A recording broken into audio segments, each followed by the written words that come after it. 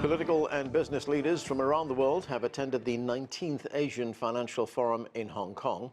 The major event took place at a time when there are increasing challenges to the global economy, and it was an opportunity to look to the future and promote greater economic cooperation. We begin with this report from Hong Kong. Hong Kong's 19th Asian Financial Forum brings together over 150 speakers, including government officials and financial and business leaders. More than 3,600 participants from over 60 countries or regions are estimated to attend this two-day event. Opening remarks were given by Chief Executive John Lee, who highlighted the city's achievements over the past year and its strength as an international financial hub. Lee shared that the number of foreign and mainland-affiliated companies in Hong Kong reached 11,070 in 2025. That's up 11% year-on-year and a record high. The encouraging results represent more than a vote of confidence in Hong Kong by these businesses and entrepreneurs. They also mean our solid efforts in facilitating business establishment and operation and in creating an enabling ecosystem for startups are bearing fruits. The city is looking to develop into a leading international gold trading hub, and gold was a big theme at this event.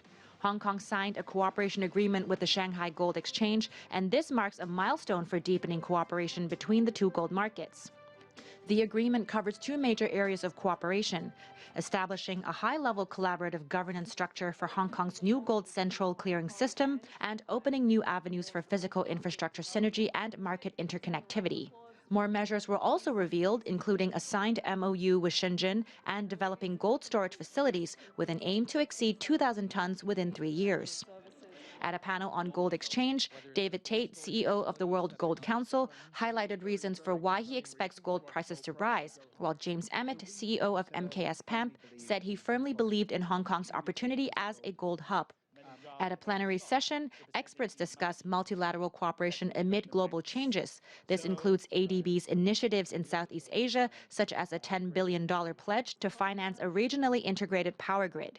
At a panel on the global economic outlook, some speakers were optimistic about growth for 2026, while one emphasized the importance of also supporting less developed economies. You can't paint the whole world in one brush stroke. Every single one is different. Let me stress the point. After COVID, 90% of developed nations has recovered. Less than 50% of emerging markets actually are recovering, and in fact, they still haven't met. So I think if we want to be happy together, we have to really pay attention to differences, rich and the poor, the developed and the less developed. Meanwhile, making its debut is the Global Business Summit, which focuses on how finance empowers businesses and Hong Kong's role as a bridge between the mainland and the world.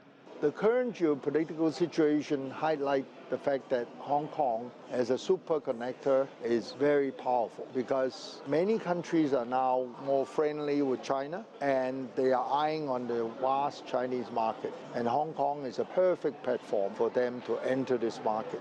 This event offers more than just speeches and discussions. There are 4 exhibition zones here, and this year a new feature is the Future Green Showcase. It's a platform that focuses on green finance and technology, and it aims to connect funding with sustainable development. Otherwise, the AFF deal-making session is another option for investment and networking opportunities. Ann Chang, CGTN, Hong Kong. And for more now, joining me from Oregon is Liang. She is Chair Professor in Economics at Willamette University. Also with us is John Quelch. He is Executive Vice Chancellor and American President at Duke Kunshan University. Welcome to both of you. Liang, as we heard from our reporter there were something like 3,600 people attending this Asian Financial Forum in Hong Kong. There were political leaders, business leaders from 60 countries and regions. How important was this forum as an opportunity to promote more economic cooperation? Yeah, good to be with you, Anand and John. So I think this is a very important forum because this is, again, the first one in 2026 as a major international financial forum. So it really brings a lot of the participants, as you mentioned, and it helps to initiate and continue the dialogues on global economic trends, sustainable development, sustainable financing, and fintech innovation, and so on and so forth. So I think, as the reporter talked about, because this is the first year when China launch is, the 15th five-year plan. So it's really important as a launch pad to see the business opportunities to connect with China through Hong Kong. So I think that's why it's very attractive for global leaders to come to Hong Kong and participate and spot the opportunities to build a connection. In addition to that, I think there's a lot of discussions at the forum talking about sustainable finance, how to implement practical, actionable, and innovative financial innovations, and also implementations of these financial tools to build more resilient and inclusive financial system to power growth. And last but not the least, I think there are a lot of discussions also on spotting the new opportunities to drive growth. And that has a lot to do with technology, right? These emerging sectors like AI, robotics, and also biotech. So I think this is another place, another opportunity to really think about these emerging industries and cooperate on technological development. And of course, the shifting geopolitical landscape has made the global economy a lot more complex. And Asia has always been the leading area, right? Last year, 2025, Asia growth contributed to 60% of the global GDP growth, and it's likely to be the same this year as well. So I think, amid this geopolitical sort of complexity, I think it's important for global leaders and CEOs to come to this place to talk about strategies, how to build, safety net, how to, develop the digital assets and also regulatory cooperation to cope with these kinds of uncertainties and risks. John Quelch, of course, this forum took place in Hong Kong, and Hong Kong has long had the reputation of being a major trade and financial center. There are more than 11,000 companies, as we heard our reporter tell us, either mainland affiliated or foreign, that operate in Hong Kong. So talk to us about the importance of Hong Kong as an international, a major business hub. And thank you. Of course, Hong Kong has a centuries-old reputation as an international commercial hub. Its regulatory integrity is extremely well established and highly valued by international companies. In addition, Hong Kong, being part of China, does represent a very significant bridge between China and the global South more generally.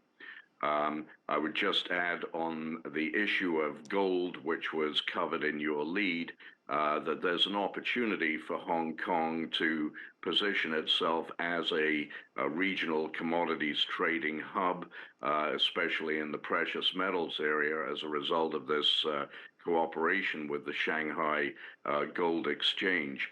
And I think Hong Kong will be seen to be promoting the use of the RMB, the renminbi, in gold transactions, and further penetrating the global gold market. There are several refiners headquartered in Hong Kong, such as MG Metals and MKS PAMP, a leading Swiss commodities trader in precious metals, was also mentioned in your lead. Very important up-and-coming company. So for all of these many reasons, as we have both stated, Hong Kong is back. Singapore is not playing a game that I think many thought it could play, trying to rival Hong Kong. And after COVID, we now have more IPOs in the Hong Kong market in 2025 than at any time since 2019.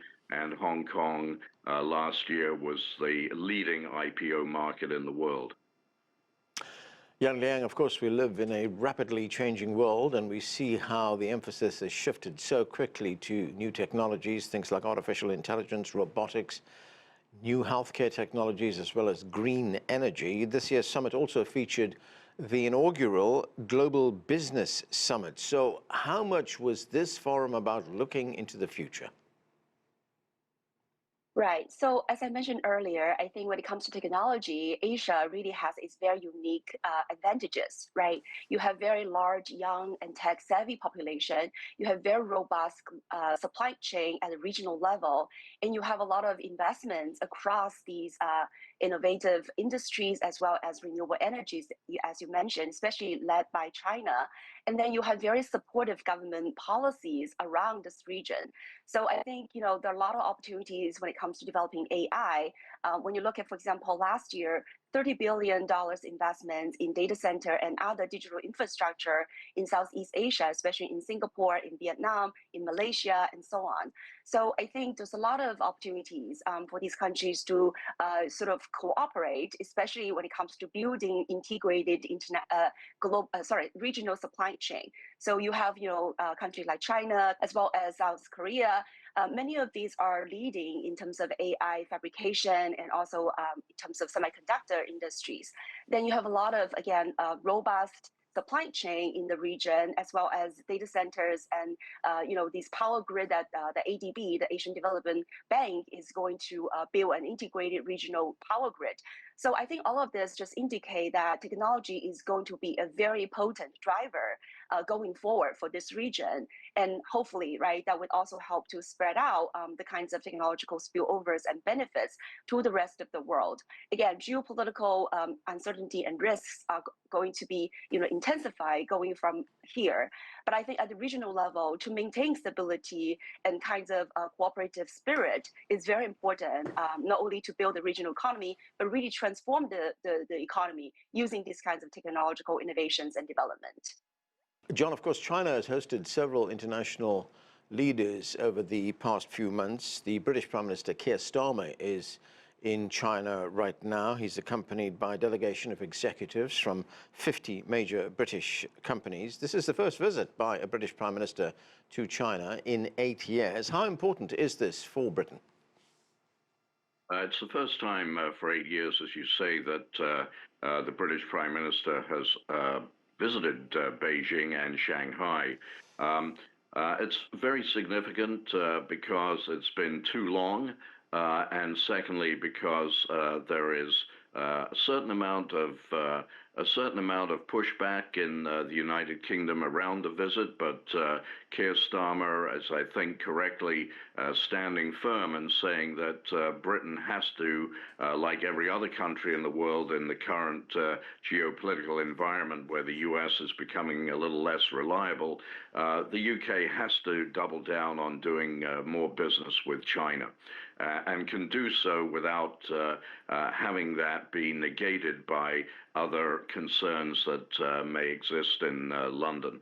I think significant for our discussion this evening is that Hong Kong Shanghai Banking Corporation, as well as Standard Chartered, these are two exceptionally important UK financial services companies that are very strongly represented in Hong Kong and in the broader China market.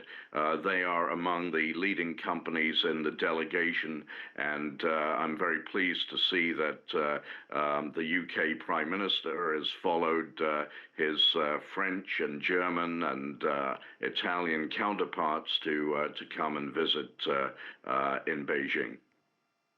Yang Liang, the Finnish Prime Minister, was also in Beijing. They talked about expansion in trade, especially in the agricultural and also the green energy, clean energy sectors. I mean, what kind of message does this send when we see all these international leaders visiting Beijing? And what does it tell us about China's increasingly important role as a force for stability and reliability? Yes, I think you quite get the point about China as a way of instill the kind of sense of stability and certainty to the global trading system when we have so much uncertainty and so much unilateral actions from the United States. So this year so far we already have the Prime Minister from Canada visiting China, and now we have Finnish and also as mentioned earlier, British Prime Ministers coming to China as well. And last year I think President Xi Jinping also had 40 foreign heads of states coming to visit. So I think all this shows that, again, in this world that foreign trade, investment, cooperation are very much welcomed by countries, right? This is a way of achieving stability, prosperity, and growth. And so I think it's important to show that, again, China is leading the way. China is upholding multilateralism. China is fostering all these cooperations among countries, large or small, with the principle of equality, mutual respect, and women cooperation. So I think this, again, is very important in very stark contrast with the United States, right, in retreating from this kind of multilateral system. So I think, again, it indicates that whatever the United States decides to do, it's not going to hold back the global trading system and all these cooperations among the countries. They will just carve out a different system, or they will chart out a different path to intensify the kinds of free trade, investment cooperation, technological cooperation, and sort of a shared governance. I think this is very hopeful as China is playing such an important role in sustaining the kinds of system. Okay, that is where we have to leave it. Yang Liang, John Quelch, thanks to both of you for being with us. And for more perspective now on the global economy, I'm joined from Santiago by the former Chilean ambassador to China, Jorge Heine. He's also the author of The Non-Aligned World. And with us too is Sanusha Naidu. She is a senior research associate at the Institute for Global Dialogue associated with the University of South Africa. Welcome to both of you. Ambassador Heine, let me start with you. We look at the large numbers of people who attended the Asian Financial Forum in Hong Kong, 3,600 as we heard from our reporter. And we had people from 60 countries and regions being there as well. Then, of course, we had this string of international leaders who've been visiting China over the past few months. The British Prime Minister, Keir Starmer, is there right now. The Finnish Prime Minister is there right now. We also had visits by the Canadian Prime Minister, Mark Carney. What does that tell us about the critical role China is now playing in the global economy? Well, I will say this. What China is conveying is stability and predictability. And in addition, obviously, to its economic heft, that is why so many world leaders are visiting Beijing and are interacting with the Chinese government and the Chinese leadership. And let me also comment about Hong Kong's role in all this. It hosted, of course, the Asian Financial Forum, which you underlined. But it is important to understand also that Hong Kong has really come back.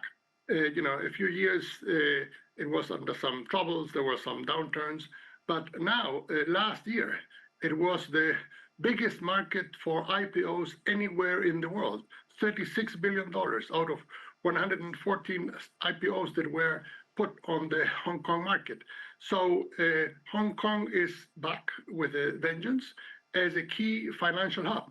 And I think that is part also of the China stability message and the China stability story that is making so many headlines these days. Sanusha, well, as we see, China is becoming increasingly important in global trade. Well, let's look at how the Trump administration is handling international trade and economic relations. It's issued new tariff warnings to African countries. It issued that earlier this month because of their trade and business links with Iran. These countries include Kenya, Nigeria, and South Africa as well. What impact is this going to have on these countries? That comes on top of tariffs that have already been imposed. Good day, Anand. Good day, Ambassador. I think what you're really seeing is a very reactive, a very kind of retaliatory Trump presidency around the issues with regard to how to preserve the U.S. economy in global terms, but more importantly, the U.S. dollar as that floating currency or the reserve currency. Now, in South Africa, what has been really interesting, and I'll come to the tariffs in a moment, what has been really interesting in the last several weeks is the value of the rand against the dollar. The rand has actually strengthened by about 25% against the dollar. We've actually broken the below 16 rand to the dollar mark today. Now, that is very telling because it tells you that what the tariffs are trying to do is to try and railroad in a predatory manner countries to continue to remain within this global financial architecture that's dominated and underwritten by the dollar. But what we are seeing is that it's not necessarily translating into addressing the fact that the global financial architecture, as Ambassador had rightly pointed out, needs that level of stability of cooperation. And suddenly now we're realizing that this stability of cooperation is not being completely underwritten by the dollar. The dollar is actually overvalued. And I think the Asian Financial Forum this week in Hong Kong actually highlighted a lot of these key issues with regard to the deeper financial cooperation around the global architecture, the kind of hedging against the dollar, the kind of devaluation of the dollar, but not necessarily de-dollarizing. And I think these are some of the key points. But also opening up that there's a way in which global expansion and shared growth can happen beyond just the growth narrative. Now, the tariffs have basically not necessarily impacted yet. We heard about the threat of the tariffs. We know about the tariffs that the Trump presidency had issued against South Africa, but we're also beginning to see that those tariffs are not materializing in the retaliatory way that we are led to believe. Yes, there are certain people that argue that our market will be impacted because of what we are exporting to the US. But just today alone, I think the South African economy is also looking to diversify. And so in terms of the tariff implications, as much as it's about trying to hold countries at gunpoint, if you want to use the term, to the dollar or to the US economy by issuing these retaliatory threats of tariffs, I think the impact on the domestic economy within the US is much more telling if you take what the CEO of the central bank of the Fed rather, has said about the inflationary impacts of those tariffs on the domestic economy in the US. Ambassador Heine, one of the themes that was spotlighted at this forum in Hong Kong was the idea of collaboration amid change. That was what it was called, collaboration amid change. With so much global uncertainty right now, as we've just heard, with the Trump administration using tariffs as a foreign policy weapon, how does Latin America address these challenges? Well, what Latin America must do is to diversify as much as it can its foreign trade, investment, and financial links. To some extent, of course, that has already been happening. For South America as a whole, China is right now its #1 trading partner. And more so, South America trades more with China than it does with the US or with Europe. But obviously more than that needs to be done. In the case of Chile, a big emphasis being put on greater access to the Indian market, and negotiations are going on to expand the existing trade agreement with India. Similar things can be said about deals with Turkey, with Indonesia. The name of the game now is to diversify. The coin phrase that exists is, how do we deal with the world -1, given that the United States is retreating from so many international obligations and agreements and entities? And that is what countries must look for, to diversify. And that was one of the main themes of the speech that Prime Minister Mark Carney of Canada gave in Davos, which has been so much commented upon. Sanusha, you know, the United States has been accused of using tariffs against other trading partners as a weapon to punish them. In many instances, it's become, in fact, the key foreign policy weapon that is being used by the Trump administration. But how does China's engagement with the countries of Africa differ from the manner in which the US is doing this? As I pointed out a moment ago, Trump has threatened countries in Africa with more tariffs because of their relationship with Iran. Yes, Anand. I think the challenge is that this is a very, as I said, a reactive approach by the Trump presidency, using the tariffs as a retaliatory foreign policy tool, thinking that because the global economy has, for the larger part of the 20th century and part of the 21st century, been underpinned by the dominance and the preponderance of the US in global markets, the fact that it is still a very important actor in terms of global economic architecture. We're seeing that wavering at the moment. We're seeing that moving away. And I think one of the key outcomes from the financial forum this week in Hong Kong was how do you actually now start supporting diversification, not just of trade, but diversification of liquidity away from the dollar. And I think one of the ways that China has been able to navigate around these issues is around the duty-free, market-free access when it comes to trade with African countries, but I think also in terms of localized payment systems and getting countries to be part of the common interbank payment system. For example, South Africa, the largest bank in South African bank in Africa as well, Standard Bank, has basically become part of CIPS. And that means that transactions will be faster. There'll be kind of a reduction of transaction value in terms of the amount of money that has to be rerouted through the SWIFT system. And you're actually now lessening that. And I think these are mechanisms. So this global cooperation and this financial stability is being crafted in ways in which African countries now may not necessarily have to deal directly with the US in terms of using the dollar. The second point I want to make is something very significant happened at the Financial Forum in terms of signing a gold agreement, an agreement between Hong Kong and Shanghai. And if you're looking at the current price of gold, I mean, it's actually astronomical and phenomenal in terms of it's breached the $5,000 benchmark per ounce. But I think that's critical because now you're creating clearinghouses and you're creating these kinds of institutional mechanisms and architecture that is not dominated by where the determinant of gold as a price is. And we're going to see this in terms of whether it's critical minerals, that these kinds of financial mechanisms are going to be more and more moving away from maybe London Stock Exchange or the Commodity Stock Exchange in New York. And this will have an impact on the pricing mechanism of the dollar and how much more you can use the CIPS and you can use the renminbi. So this internationalization of the yuan is not to replace the dollar, but I think is to also use the space in the international financial architecture to also kind of reconcile this international financial architecture. And I think these are some of the mechanisms beyond just traditional trade. But however, we also need to see the fact that there are certain levels of tariffs in the Chinese market that also need to be addressed through forums like FOCAC. Ambassador Heine, you were talking a moment ago about the importance of Latin American countries to diversify their economic and trade relationships, to seek new markets, to form new alliances as well. But we're already seeing that, aren't we? I mean, the Mercosur group recently signed a major agreement with the European Union. That's right. And here, what is important to understand is that the world is realizing that you need to reach out, you need to connect with other countries and thus move forward.